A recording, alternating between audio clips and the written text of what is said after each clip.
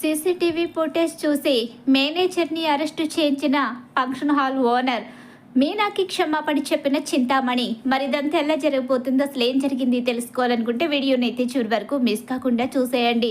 అలానే మా వీడియోకి ఒక లైక్ ఇవ్వడం మాత్రం మర్చిపోకండి. ఇక్కడ చూస్తే ఇక మీనానైతే మేనేజరు మోసం చేస్తాడు. చింతామణి వెనుక ఉండి అంతా చూస్తూ తెగ సంబరపడిపోతూ ఉంటుంది. ఇక ఈసారి ఏ ఫీల్డ్లోకి రాదు, ఇంట్లో కూర్చొని వంట చేసుకుంటుంది, ఇక నాకు ఎదురే ఉండదు అని చెప్పేసి చింతామణి అయితే అనుకుంటూ ఉంటుంది, సంబరపడుతూ ఉంటుంది. ఈలోగా ఇంటి దగ్గర అయితే తెగ హడావిడి చేసేస్తూ ఉంటుంది ప్రభావతి. ఈరోజు నేను కడుపు నిండా తినాలి అని చెప్పేసి రవి చేత ఫుల్గా హోటల్ నుంచి తెప్పించుకుంటుంది. ఏంటి ఇదంతా, ఏం జరుగుతుంది ఇంట్లో, ఏంటి రవి మీ అమ్మ ఏమైనా చెప్పిందా అని చెప్పి అంటూ ఉండగా, ఏమో నాన్న, నాకు మాత్రం ఏం తెలుసు, అన్నీ తీసుకురమ్మంది, నేను తీసుకొచ్చాను. ఈరోజు మీనా చేతి వంట తినను అని చెప్పి అమ్మ చెప్పింది, అందుకనే నేను ఇవన్నీ తీసుకొచ్చాను. ఇవన్నీ తింటుందంట, మరి ఎందుకు తింటుందో, అంత ఆనందంగా ఎందుకుందో నాకైతే తెలియదు. ఏం ప్రభావతి, ఏంటి ఈరోజు స్పెషలు, ఎవరు కొంప మునిగిందేంటి, ఎవరికి ఎలాంటి నష్టం వచ్చింది, నువ్వు ఆనందంగా ఉన్నావంటే ఎవరికో తీరని నష్టం కలిగి ఉంటుంది, అప్పుడే నీకు ఆనందం కలుగుతుంది కదా, లేకపోతే నువ్వింత ఆనందంగా ఎప్పుడున్నావు అని చెప్పేసి అంటూ ఉంటాడు సత్యమైతే. అదేంటండి, నన్ను తిండి తినొద్దంటారా ఏంటి, ఈరోజు నాకు తినాలనిపించింది, నేను తెప్పించుకున్నాను అంతే, అంతకు మించి ఏమీ లేదు, నన్ను తృప్తిగా చేయనివ్వండి భోజనం, మీరు కూడా తినండి, అందరికీ తెప్పించాను అని చెప్పేసి అంటూ ఉంటుంది. ఈరోజు దీనికి ఏదో అయ్యింది అని చెప్పేసి అనుకుంటూ సత్యమైతే భోంచేస్తూ ఉంటాడు. ఈలోగా మీనా అయితే మాత్రం చాలా బాధపడుతుంది. అక్కడ ఫంక్షన్ హాలు ఓనర్ దగ్గరికి వెళ్ళేసరికి అతను కూడా ఇక మేనేజర్ చెప్పిన మాటలే నమ్ముతాడు. అలా నమ్మేసరికి మీనాకి ఏం చేయాలో అర్థం కాదు. అలా అర్థం కాక మీనా బాధపడుతూ తన పుట్టింటికి అయితే వెళుతుంది.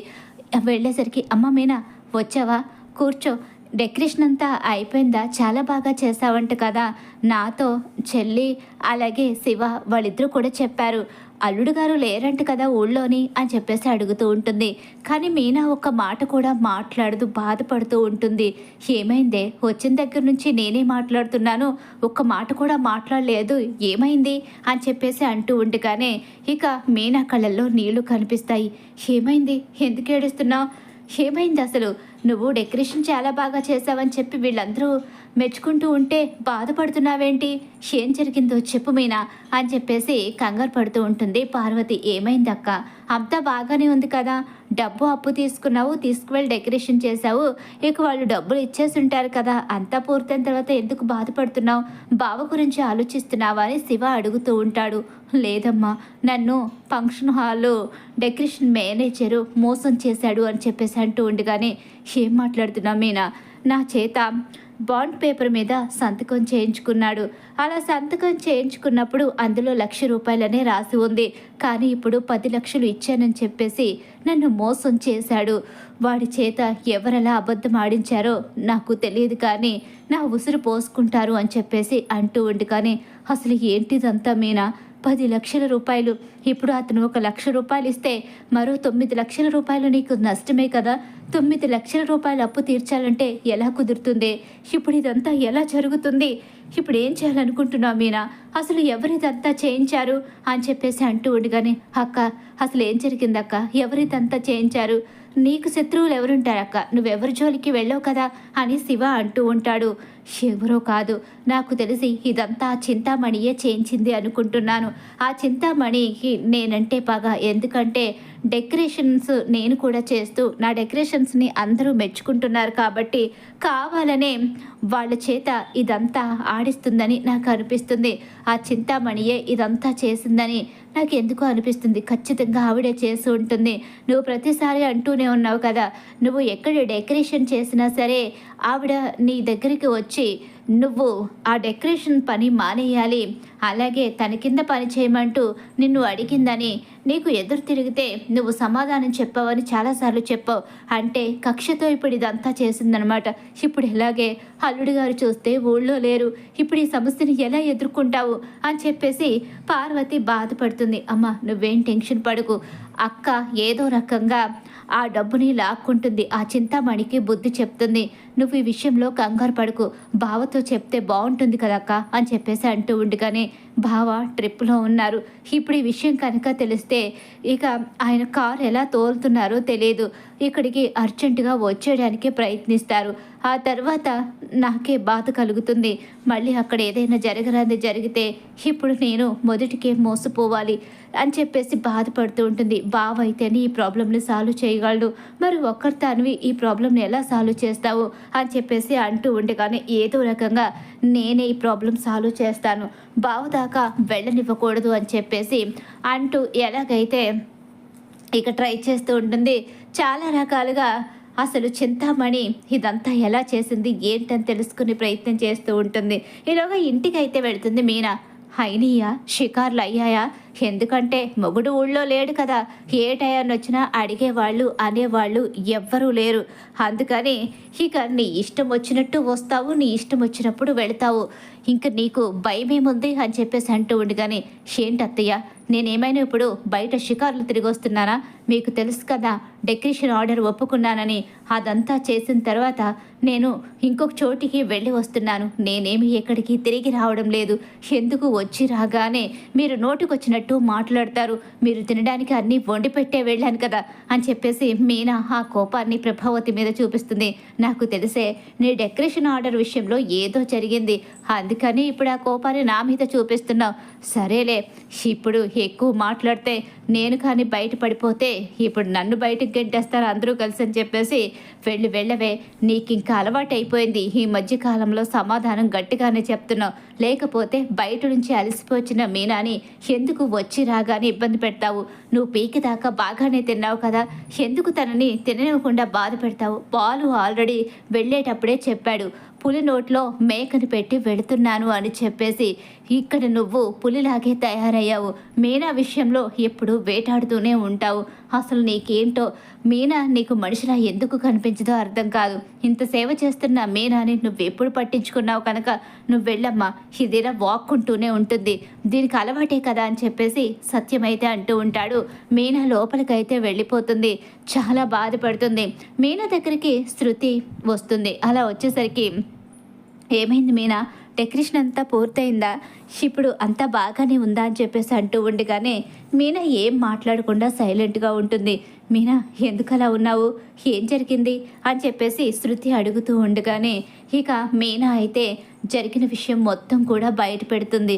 ఇప్పుడు ఈ విషయాన్ని ఇంట్లో ఎవరి దగ్గర చెప్పొద్దు, ఆయనకి తెలిస్తే ఇక్కడ ఏం జరిగిందో ఏంటో అని చెప్పేసి నా గురించి టెన్షన్ పడుతూ వచ్చేస్తారు. అందుకనే ఇక్కడ ఎవరికి తెలియడం ఇష్టం లేక నేను ఎవరితోనే అనలేదు. మావయ్య గారు కూడా కంగారు పడతారు. ఇది చిన్న విషయం కాదు, 9 లక్షలకి సంబంధించిన వ్యవహారం కాబట్టి ఎట్టి పరిస్థితిలోని కూడా ఇప్పుడు ఇంట్లో ఎవరికి తెలిసినా టెన్షన్ పడతారని చెప్పేసి అంటూ ఉండగానే అర్థమైంది మీనా, ఈ ఇంట్లో ఏదో జరిగిందని నాకు అత్తయ్య రవికి ఆర్డర్ ఇచ్చినప్పుడే అర్థమైంది. ఏం మాట్లాడుతున్నావు శృతి? అవును, ఈరోజు అత్తయ్య ఇక రవికి ఫోన్ చేశారు. ఫోన్ చేసి నాకు చాలా రకాలు తినాలనిపిస్తుంది, నువ్వు అవన్నీ తీసుకురావాలి, ఈరోజు నాకు చాలా సంతోషంగా ఉందని చెప్పారు. నేను అప్పుడే అనుకున్నాను, మీనాకి బాలుకి కష్టం వస్తే తప్ప అత్తయ్య ఎంత సంతోషంగా ఉండరని. అంటే నీ గురించి అత్తయ్యకి ముందే తెలిసిందని అర్థమవుతుంది. అంటే ఖచ్చితంగా ఇది చింతామణి పని మీనా. చింతామణిని ఎలాగైనా సరే నువ్వు పట్టుకొని నీకు రావాల్సిన డబ్బు వసూలు చేయడమే కాదు, ఆ చింతామణికి బుద్ధి చెప్పాలి అని చెప్పేసి అంటూ ఉంటుంది ఇక శృతి అయితే. కానీ ఏం చెయ్యాలి, ఎలా బయట పెట్టాలి, వాళ్ళు చేసిన కుట్రని ఎలా తెలుసుకోవాలో అర్థం కావడం లేదు శృతి. ఈ 9 లక్షల విషయంలో నాకు చాలా భయంగా ఉంది. నేను అవతల అప్పు చేసి మరీ ఆ డబ్బు తీసుకొచ్చాను. ఆయనకు 2 రోజుల్లో ఇచ్చేస్తానని చెప్పాను, అక్కడ మాట కూడా పోతుంది. ఇప్పుడు ఏం చెయ్యాలి నేనని చెప్పేసి మీనా చాలా బాధపడుతూ ఉంటుంది. ఇక మీనా అలా బాధపడుతూ ఉండగానే సరే మనం ఇంకొకసారి ఆ ఓనర్ దగ్గరికి వెళ్ళి మాట్లాడదాం పద మీనా.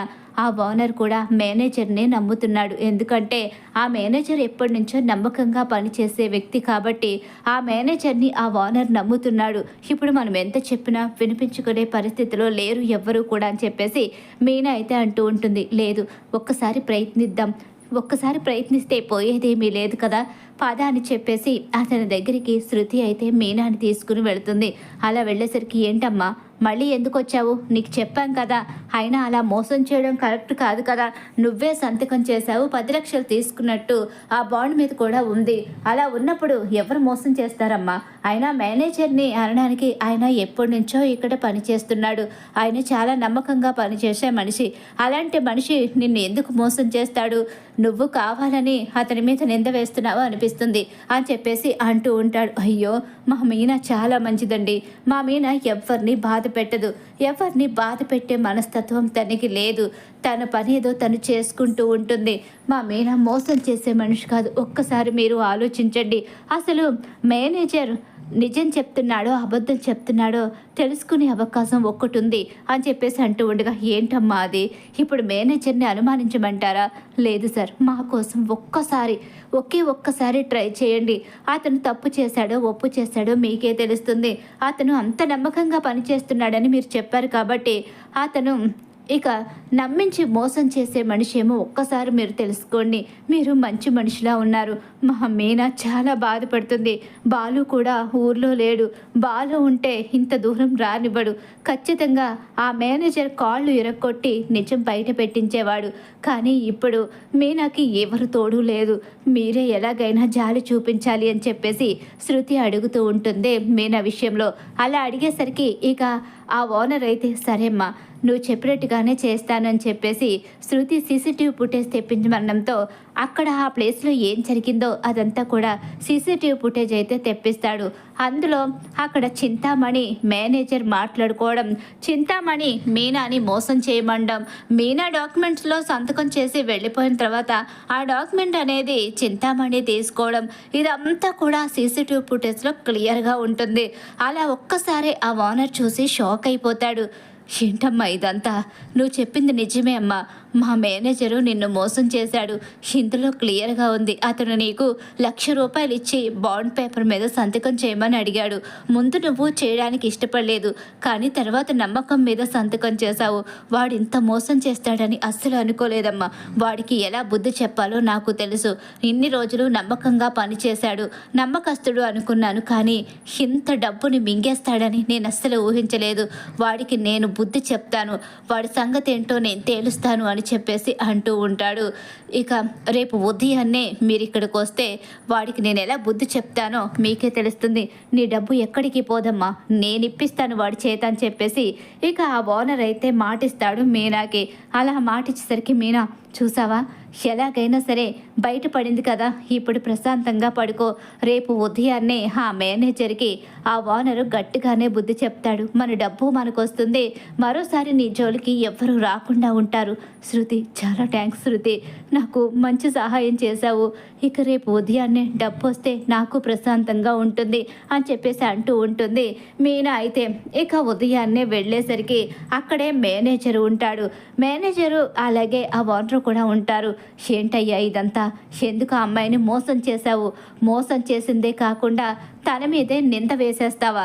అసలు ఏంటయ్యా ఇది? నువ్వు ఇన్నాళ్ళు నమ్మకంగా పనిచేస్తున్నావు అనుకున్నాను. ఇలా ఎంత డబ్బు తినేసావో ఏంటో ఎవరికి తెలుసు. ఎంతమందిని మోసం చేశావో. ఈ అమ్మాయి కాబట్టి వచ్చి నా దగ్గర కంప్లైంట్ ఇచ్చింది వల్ల నాకు తెలిసింది. ఇలా కంప్లైంట్ ఇవ్వలేక ఎంతోమంది బాధపడే వాళ్ళు ఉంటారు. అలాంటప్పుడు వాళ్ళ పరిస్థితి ఏంటయ్యా? ఎంత డబ్బు తిన్నావు, ఎంతమంది సొమ్ము తిన్నావు? ఇలా నిన్ను నమ్మి డెకరేషన్ ఆర్డర్స్ అన్నీ కూడా నీ చేతిలో పెడితే ఇదేనా నువ్వు చేసే పని? అందుకే నీకు తగిన శిక్ష వేయాలనే పోలీసుల్ని పిలిపించాను. ఇదిగో పోలీసులు కూడా వచ్చారు. ఇక నీకు పోలీసులే బుద్ధి చెప్తారు. అమాయకురాలైన మీనాకి ద్రోహం చేయాలని చూసావు. అది కూడా చిన్న అమౌంట్ కాదు, 10 లక్షల రూపాయల విషయంలో మోసం చేశావు. నువ్విలా ఇంకెన్ని మోసాలు చేశావో, నాకు తెలియకుండా ఎన్ని అబద్ధాలు ఆడావో. అందుకనే నిన్ను అరెస్ట్ చేయిస్తున్నాను. అయ్యో లేదండి, నేనెవరిని మోసం చేయలేదు. చింతామణి గారు చేయమంటేనే ఇదంతా చేశాను. ఏంటయ్యా ఏం మాట్లాడుతున్నావు? అవును, చింతామణి గారు నన్ను ఇలా చేయమని చెప్పారు. బాండ్ పేపర్ మీద సంతకం చేయించుకోమని చెప్పారు. అందుకే చేయించుకున్నాను. ఆ తర్వాత 1,00,000ని 10,00,000గా ఆవిడే మార్చారు. ఇదంతా ఆవిడ ప్లానే తప్ప నాకు ఎలాంటి సంబంధం లేదు అని చెప్పేసి నిజాన్ని బయట పెట్టేస్తాడు మేనేజర్ అయితే. ఏంటయ్యా ఆ చింతామణి మనం ఏ ఆర్డర్ ఇచ్చినా సరే ఎంత పర్ఫెక్ట్గా చేసి ఇస్తుంది కదని చెప్పి ఎప్పుడు ఫంక్షన్ హాల్ డెకరేషన్స్ ఆవిడకే కదా ఇస్తాము. అలాంటప్పుడు ఆవిడ ఇలా చేయడం కరెక్టేనా? అసలు ఇంత ద్రోహం చేస్తుందా? కొత్తగా వచ్చిన వాళ్ళు ఎదగకుండా చేయాలని చెప్పేసి ఇలాంటి మోసాలు చేస్తారా? ఎవరైనా వస్తారు, ఒక్కరే ఈ ఫీల్డ్లో ఉండాలంటే ఎలా కుదురుతుంది? కొత్తగా వస్తూ ఉంటారు, చేస్తూ ఉంటారు. ఎవరిని రానివ్వకుండా తను మాత్రమే ఈ ఫీల్డ్నంతా ఏలాలి అనుకుంటుందా? తనకి ఫోన్ చెయ్యని చెప్పి అనేసరికి మేనేజరు చింతామణికి ఫోన్ చేస్తాడు. ఏంటయ్యా ఫోన్ చేశావేంటి? మేడం మిమ్మల్ని సార్ రమ్మంటున్నారు. ఎవరు? అదే ఓనర్ గారు రమ్మంటున్నారు అని చెప్పనేసరికి సరే వస్తున్నాను అని చెప్పేసి ఇక చింతామణి అయితే బయలుదేరి వస్తుంది. అలా వచ్చేసరికి అక్కడే మీనా ఉంటుంది. అలాగే మేనేజర్ దగ్గర పోలీసులు నిలబడతారు. ఆ ఓనర్ అయితే చింతామణి వైపు అలా కోపంగా చూస్తూ ఉంటాడు. ఏమైంది? వీడిని పోలీసులు అరెస్ట్ చేస్తున్నారు అంటే, నన్ను ఇక్కడికి రప్పించారు అంటే ఖచ్చితంగా నా గురించి వీడు బయట పెట్టేసినట్టున్నాడు అని చెప్పేసి చింతామణి కంగారు పడుతూ ఉంటుంది. ఏంటమ్మా నువ్వు చేసిన పని మాకేమి నచ్చలేదు. నువ్వు డెకరేషన్స్ బాగానే చేస్తావు, ఏదో ఆర్డర్ ఇస్తే బాగానే చేసుకున్నావు కదా ఇంతకాలం అని చెప్పి అనుకుంటే ఇప్పుడు ఈ అమ్మాయిని మోసం చేయమని చెప్తావా? నీ ఫీల్డ్లోకి ఎవరూ రాకుండా నువ్వు మాత్రమే ఎదగాలి అనుకోవడం స్వార్థం కదా. ఎవరైనా వస్తారు, ఒక వర్క్ చేస్తుంటే ఆ వర్క్ని 10 మంది ఎంచుకుంటారు, చేసుకుంటారు. ఎవరు రాకూడదంటే ఎలా కుదురుతుంది? ఎందుకు ఇలా చేశావు? ఇప్పుడు నిన్ను కూడా పోలీసులు తీసుకుని వెళతారు. వీడిని ఎలాగో వీళ్ళకి అప్పచెప్పాను. ఇప్పుడు నువ్వు కూడా ఇక పోలీసుల వెంట వెళ్లాల్సిందే. అయ్యో లేదు, వద్దు. నన్ను పోలీసులు అరెస్ట్ చేస్తే నా పరువు పోతుంది. మరి నువ్వు చేసిన పనికి ఆ అమ్మాయి అందరి ముందు తలదించుకునే పరిస్థితి వచ్చింది. ఆ అమ్మాయి 9 లక్షల విషయంలో ఎంతమందికి సమాధానం చెప్పాలి? మరి ఆ అమ్మాయిది పరువు కాదా? ఆ అమ్మాయి మనిషి కాదా? ఆ అమ్మాయికి ఆర్డర్ ఇప్పించి కావాలని ఇదంతా చేస్తావా? వీడు నీతో చేతులు కలిపి ఇక అమ్మాయిని మోసం చేశాడు.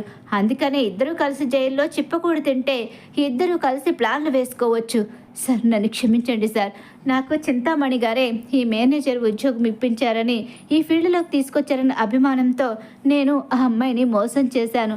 నన్ను క్షమించండి సార్ అని చెప్పేసి మేనేజర్ అయితే అంటూ ఉంటాడు. ఏంటమ్మా జైలుకి వెళ్ళడానికి సిద్ధంగానే ఉన్నావుగా?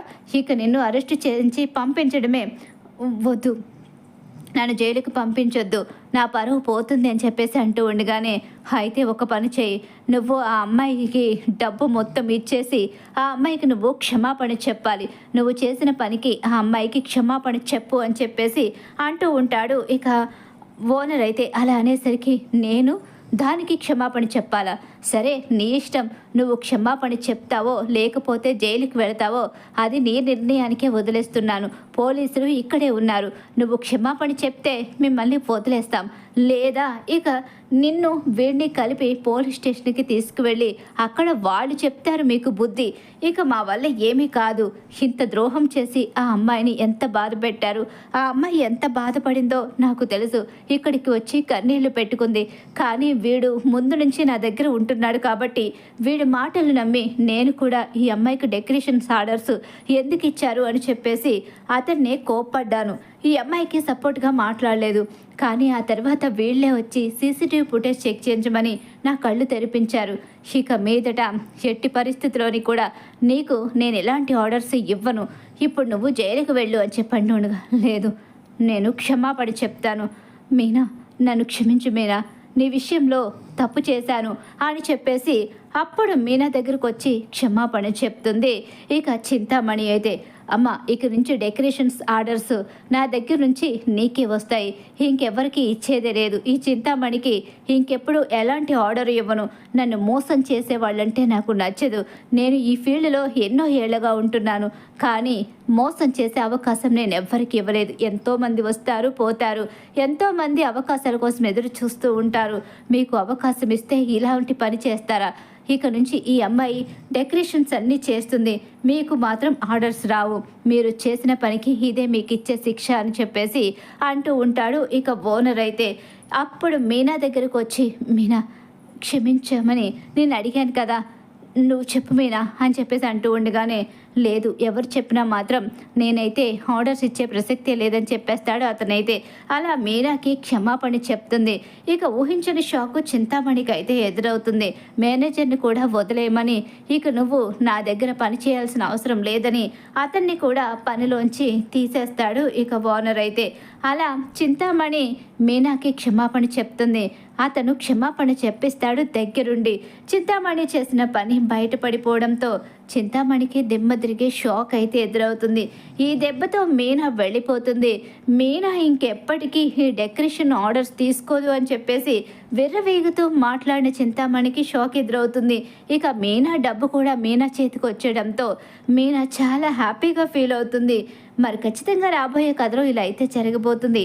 చింతామణికి బుద్ధి రావాలని, అలాగే మీనా తప్పకుండా గెలవాలని చెప్పి కోరుకునే వాళ్ళు మా వీడియోని అయితే లైక్ చేయండి. అలాగే మీరు ఇచ్చే ఒక లైక్ సపోర్ట్ అండ్ ఎంకరేజ్మెంట్గా ఉంటుంది.